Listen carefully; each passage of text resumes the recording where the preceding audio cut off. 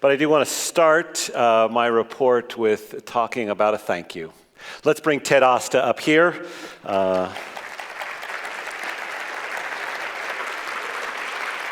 Where are you, Ted? There you are.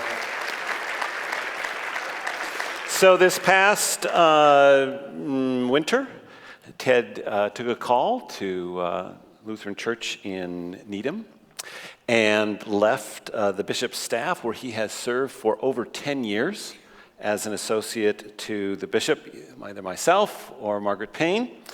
And just a couple of things I want to remind all of you of the important work that Ted has done.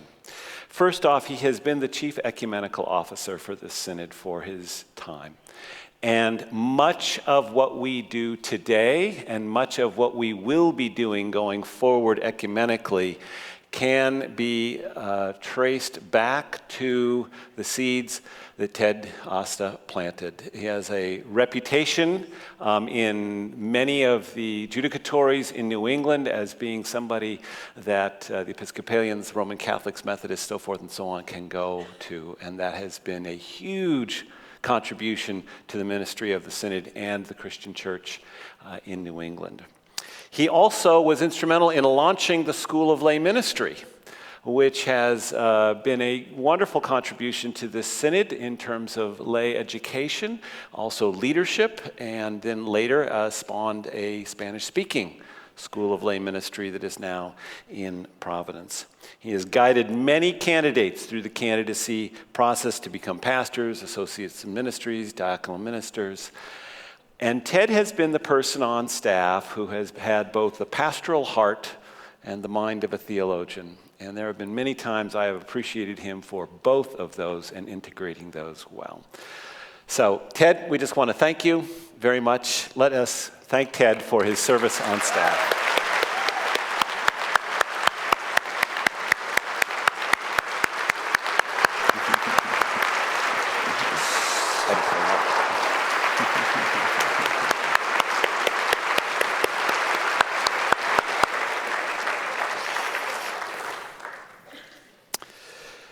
And I would be remiss if I did not also thank Mark Winslow. I spent the night at Mark's house a couple of weeks ago, and he wasn't home, so I went around his photo albums, took some pictures. These are the ones I can show. We're thanking Mark, obviously, for his 20 years of service. Last year, we gave him the Solio Dei Award, which is the highest honor the New England Synod has. We did that intentionally last year because we wanted to throw him off his game, because if we waited and we didn't do it, he'd know something was coming. So we did it last year. So this is all we're going to do for him. Mark has combined the rare gift of being both a person of detail and a person that is concerned with people. And you rarely get that combination in human beings. You know, you're a people person or you're a detail person. And Mark integrates both of them, and that has been one of his tremendous gifts. And he has also been the voice of clarity, organization, and honesty. One of the really good things about Mark is I can call him or email or text or get together with him and lay something out, and I will say, "What do you think?" And he will tell me what he thinks.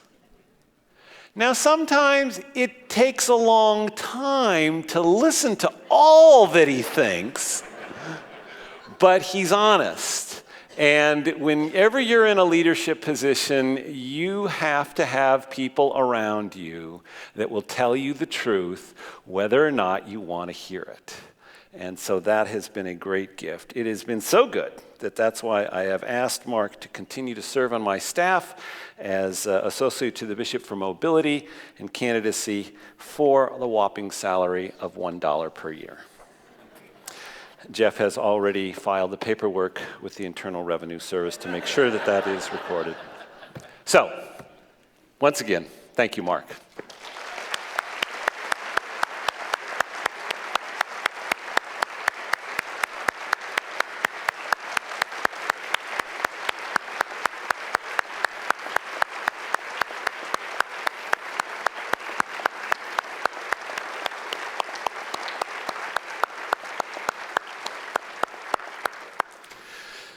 The concrete sequential guy is emotional. And that's one of the reasons we love you. So this past year, what have been some of the things that we have done? One of the things that I get to do is go around the Synod, do anniversaries, ordinations, installations. In fact, next weekend, I'll be at Faith and Gardner for, what number is it? 10. Their 10th anniversary. And then the following week, I'll be at Ascension in South Burlington for your 50th. Do you know how many 50th anniversaries I've been to in the last 2 years? What does that tell you that 50 years ago it was? 1966. We planted a lot of churches in 1966, 67, 65, 64. What was the height of membership of the ELCA and its predecessor bodies? What year did that happen? 1966. What does that tell us about the importance of planting new ministries, new congregations? It has an impact. And so I go to anniversaries and I celebrate the 10s, the 50s, the 100s, the 75s, and so it's been good to be a part of those. I was a part of 4 ordinations this past year. Douglas Barclay's, which will be revoked after this assembly. Robin Lutjohan, Eric Warringer, and Brett Herzog-Butkowski, who gets the award for having the longest name. And most of the installations are done by the deans, but I did have an opportunity because I could not be at Anna Tu's ordination. I went and was a part of her installation. Last summer, you may recall that Steve Dumas and I went to Detroit on a ride for the World Hunger Appeal. That is Steve in front of a law office in the center. We won't go into that. One of the good things about that is not only did it raise awareness, but it also raised about $17,000. 75% of that $17,000 came from my fellow bishops in the Conference of Bishops. And so it was a great opportunity to involve them in that. In 2014, the New England Synod was the 6th most generous synod for the World Hunger Appeal. Imagine that. There are 65 synods across the ELCA, and New England was number 6. So we look at ourselves and we think we are not very many Lutherans, but we do an awful lot than some of the other places where Lutherans are more dense. One of the things that I learned from Mika last night, and I forgot to double check this with you, is that I think I overheard you saying that more domestic World Hunger Appeal grants were granted inside the territory of the New England Synod than any other place. So not only do we give, we also have great ministries that benefit, which goes to a central piece of one of the cultural things that I'm hoping we continue to work on in our congregations, in our synod as a whole, and that is that we would be a synod of thanksgiving and generosity. Because when that gets tapped, I believe in our culture today, we live out being disciples. We learn discipleship by practicing it. Yes, we read about it to reinforce it, but we learn it by practicing it. So we are seeking to be a synod of thanksgiving and generosity. Ecumenical and interfaith work. This is important work. We have done interfaith work with the Muslim Islamic community in various parts of the state. We will have greetings tomorrow from leaders of the mosques here in Springfield, and there will be an opportunity for all of you to participate in some service projects with our Muslim brothers and sisters. I believe this is an important public statement to make in our part of the world, in New England, that we as Lutherans stand with in the spirit of love, not in a spirit of fear, with people of the Islamic faith. And so we are going to work together to do that.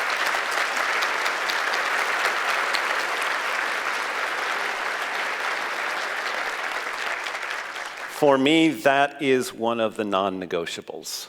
So we also do a lot of work ecumenically primarily with the Episcopal Church, but also with the Methodist Church, UCC, and the Presbyterians. And we are working on things to move forward with our Roman Catholic brothers and sisters. Primarily in the Episcopal Church in Augusta, Maine, in Laconia and Claremont, New Hampshire, and in Providence, Rhode Island, we have partnerships that involve doing ministry together in congregations, outreach, and different forms of being the body of Christ together. With the Methodist Church in places like Marshfield, Massachusetts, and Lowell, Massachusetts, we're engaging in ministry together. Laura Everett, who you will see tomorrow, has this phrase that she envisions that in the future, that although New England is, as we often are reminded, one of the most unchurched regions of the country, in other words, fewer people participate in church, synagogue, temple, whatnot, in New England than any other region in the country, that this is one of the reasons that we need to be together with our brothers and sisters in these other traditions. Laura Everett has this phrase where she envisions that there will come a time where there will be something that she calls the Protestant Progressive Mainline Church of New England. You can ask her tomorrow if she's running for bishop. Now, I do not think that is something that is going to be a formal merger. It's not going to be a structural thing. That's not what she's talking about. But it is a sense that that's who we are, and that is probably, as the future unfolds, the course of the next 25, 50, 75, or 100 years, and the only person here in 100 years that will still be here to tell us what it's all about is Paul Sinnott. But I imagine that in that future that there will be three forms, three expressions of Christianity in New England. One will be the Roman Catholic Church. The second will be something that is a combination of the charismatic evangelical part of the Christian church. And the other is, for lack of a better word, I'll use Laura's Protestant Progressive Mainline Church. So I think that we plant seeds now for the unfolding. The distinct question for us is, what's our Lutheran contribution to that? We have been a reforming movement. We were birthed to be a reforming movement.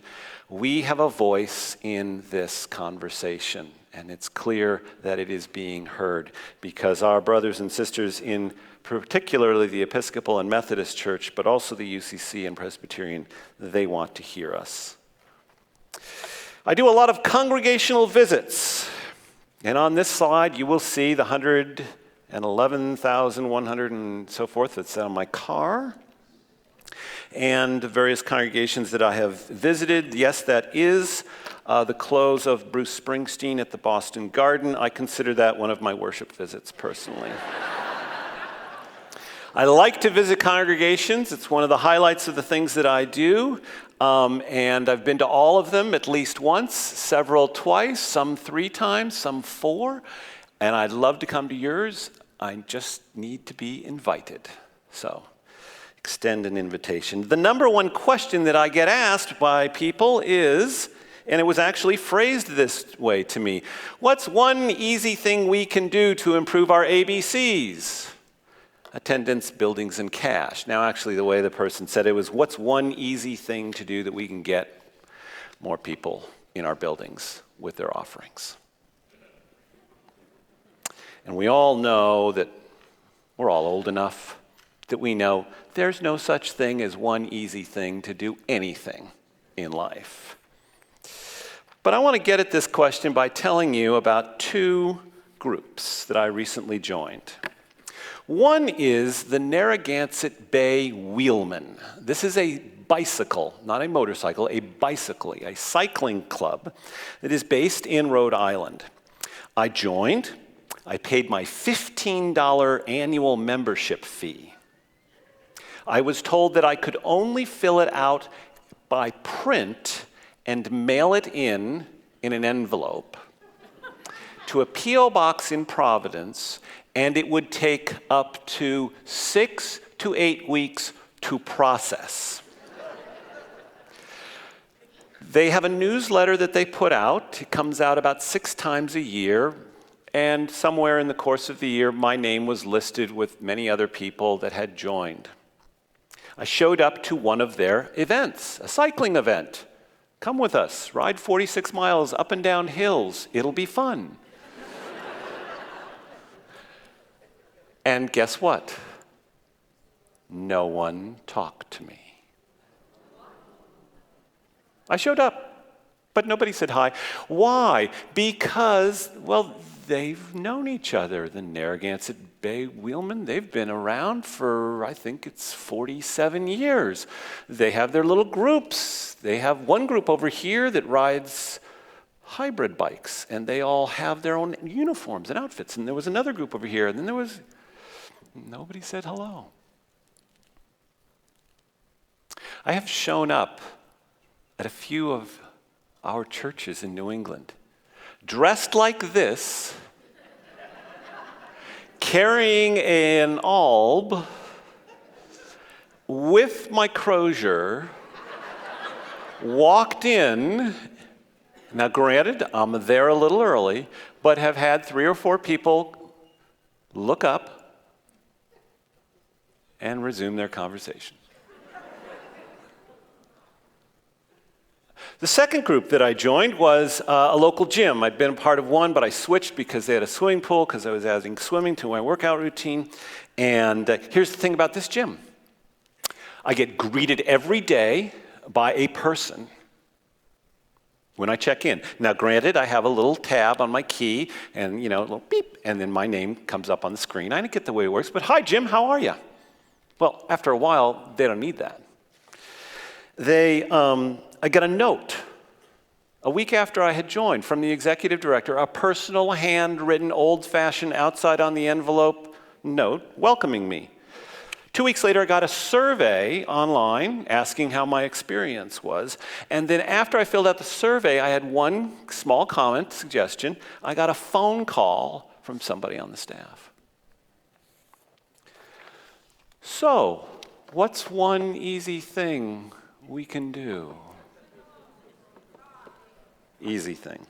But I think God is asking us to ask some new questions. And tomorrow afternoon, I'm going to spend some time looking at this. I think God is birthing something new in our time. And I think because of where we are in New England, the rest of the country's coming. It's coming to the rest of the country. We are on the forefront. I think I've told you the story about I was visiting one of our synods in the Midwest, and I just happened to mention how in New England there's lots of competition on Sunday morning because there's soccer and so forth and so on. And somebody said, they raised their hand, they said, "You mean the churches let them do that?" And I said, "Oh, it's coming." And so we have a role in understanding the change that's going on in the church. So these are some of the different kinds of questions. Not what's the one easy thing we can do to get our ABCs up, but how can we explore this? And we'll go into that tomorrow in much more depth. But how is the bishop's office of the synod taking the lead in looking at these questions? I think that's an important question. First of all, we have a renewed focus on congregations. Renee Leobrotten was very helpful this past winter and spring in helping us spend some time to say, what is our purpose as a bishop's office? And this is what we are all about. That we are passionately empowering congregational vitality. That's who we are, that's what we do. Now, I know that is not exclusively what we do, but this is our compass. This is our true north. This is what we are trying to work hard at doing. So as we do that, let's talk about some of the experiments that we are engaged in.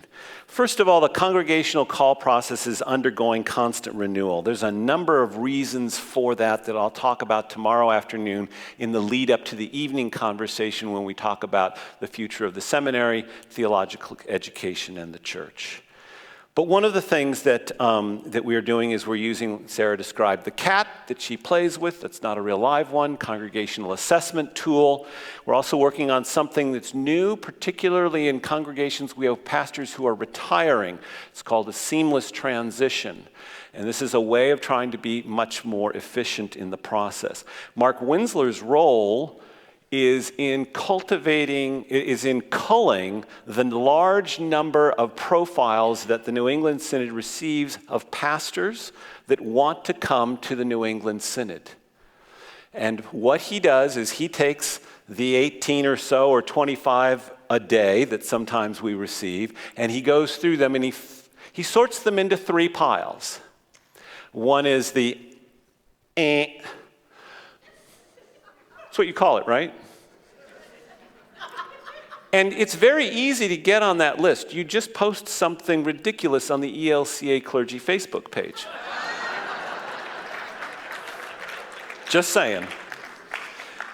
And then there's another list called, okay, maybe look at this. And then we want to really talk to these people. These 2 piles, he then distributes to Ed Sailing and Tom Chittick, who are 2 retired pastors who do interviews. And then out of those conversations, they recommend people that then Mark and the staff interview. They're interviewing clergy from around the church on a monthly basis, because we are trying to find the best pastors to come into the New England Synod. We have great pastors in the New England Synod, and I want to continue that and continue to work hard at that. So this is a critical aspect. Every once in a while, I'm in a congregation and somebody says to me, we should just have a free market system where any pastor can apply for any position. Folks, you don't want that. And I don't want that. Because we are doing you a service. We are not getting in the way. We are helping you. And we will try to give you, when you're in call processes, multiple candidates, if that's what you wish, when we can. We are giving you the best. It's kind of like I remember going to my son's high school principal. He got a new high school principal, and he gave a talk to the parents, and he said, I just want to tell you that this morning I spoke to the teachers, the faculty, and I said, these parents that are coming tonight, the children that they're sending us, those are the only ones we're getting. They're sending us the best. We want to send you the best, and so we're working very hard to do that. I know that in some call processes, it's taken an exceedingly long time. Others have gone quickly, and I understand that's frustrating. We're working at it. Second thing, just briefly, conflict mediation listening team. I don't know, have any of you ever had any conflict in your congregations? Okay, there was a hand over there and one way in the back. Okay. All right. So those 2 congregations, they need some help with conflict mediation. The rest of us don't. So we do some work in there. Stewardship and generosity. I'll talk about that a little bit. And this is what I think we do, is we support, we challenge, and we thank. We're going to support people and congregations as they're going through the changes that are all around us, but we're also going to challenge you.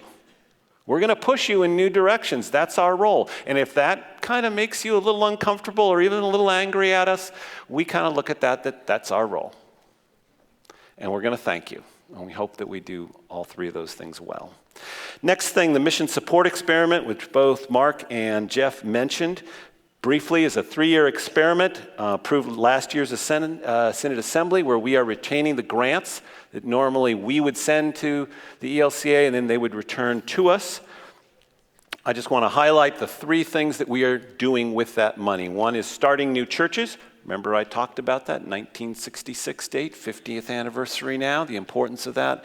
Resourcing congregations for mission and staffing for generosity. Let's just talk a little bit about that. Here's a list of some of our new mission starts.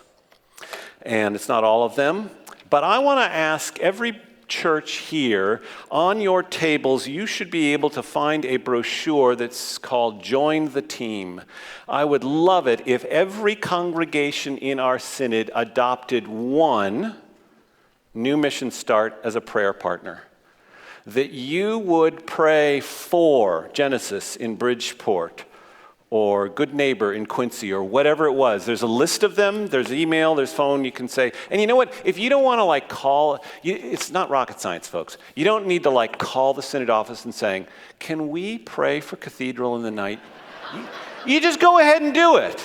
And If your culture is that you need to have a church council or a congregational meeting to pray for a ministry, then do that. If it's just that you can go ahead and just start praying for those ministries, go ahead and go for it. You can do it. So, every congregation praying for our new mission starts, so that in 50 years, there's a bishop here who can be going around and saying, I go to a lot of anniversaries of these new mission starts that were started in 2016. Wouldn't that be great? Resourcing congregations, 3 things that I want to highlight. One is the area of something called sacred places, Partners for Sacred Places. Some of you are a part of that. Tim, I see you. So Zion and Pittsfield. I know New Haven, Bethesda is another one. In the back, Amanda, Faith East Hartford. There's 7. All right, Trinity, East Boston, our Saviors. So basically what this is asking the question, we have this building, how can it be a resource in a community? So that's an initiative that we've engaged in. Kim Bergstrand's working hard on that with the folks from Partners for Sacred Places. And I want to publicly thank Emmanuel Lutheran Church in Hartford, Connecticut, because they provided a $20,000 gift to help make that happen so that all of those churches could participate, not at a huge rate, but at a much smaller rate. So thank you to Emmanuel in Hartford.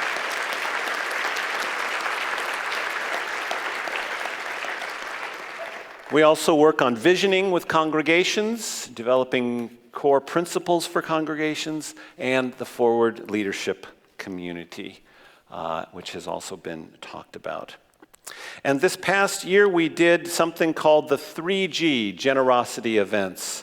We had 90 congregations attend the 3G events in 4 different parts of the synod, plus 24 congregations that we did an Ask, Thank, Tell consultation with. That's 63% of the New England Synod churches have participated. This is undoubtedly, next to Synod Assembly, nothing else has come touch this.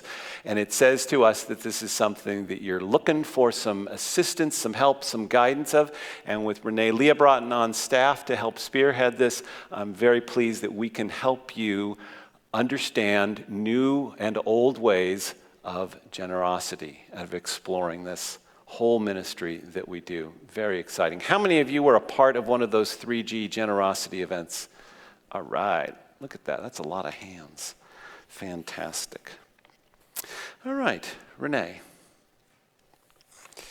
So all of this is to say that a lot of what we are doing, one more thing I was going to mention. Downstairs on the table is something, if you're interested in a more intense focus, is the stewardship group. And you might want to check that out. That's going to be a 4-session, year-long process to focus on stewardship in your congregations.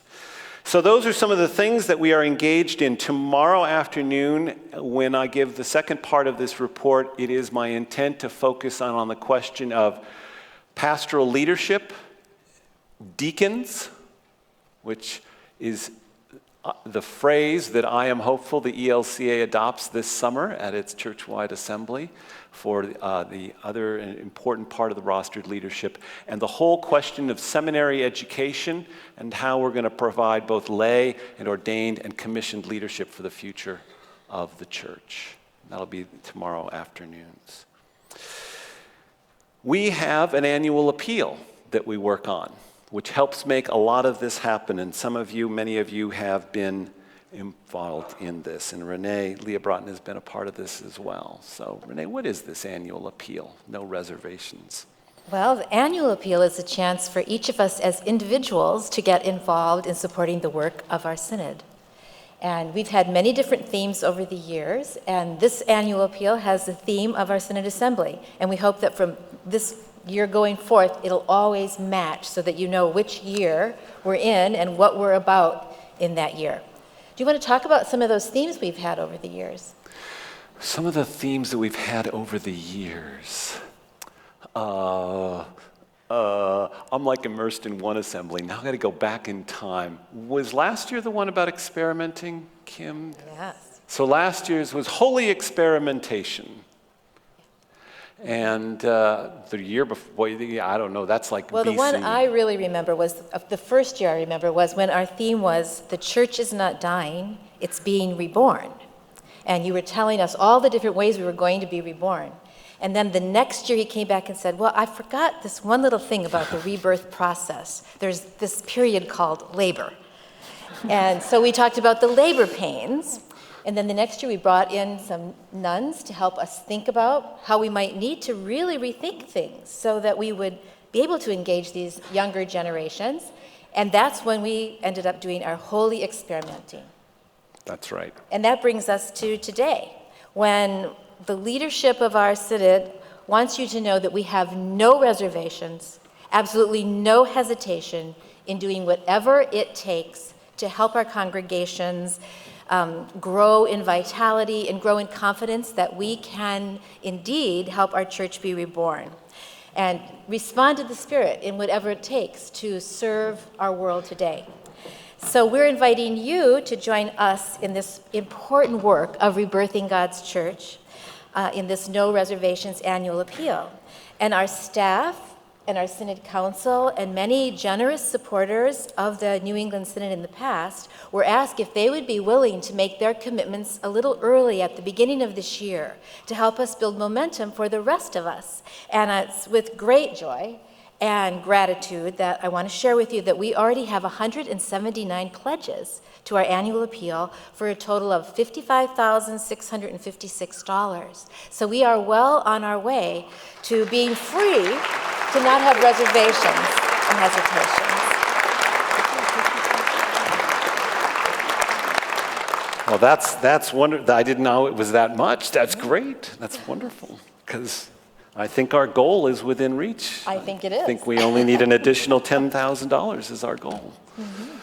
So many of you last year pledged for this year. And one of the things that you have helped us understand is that's very confusing.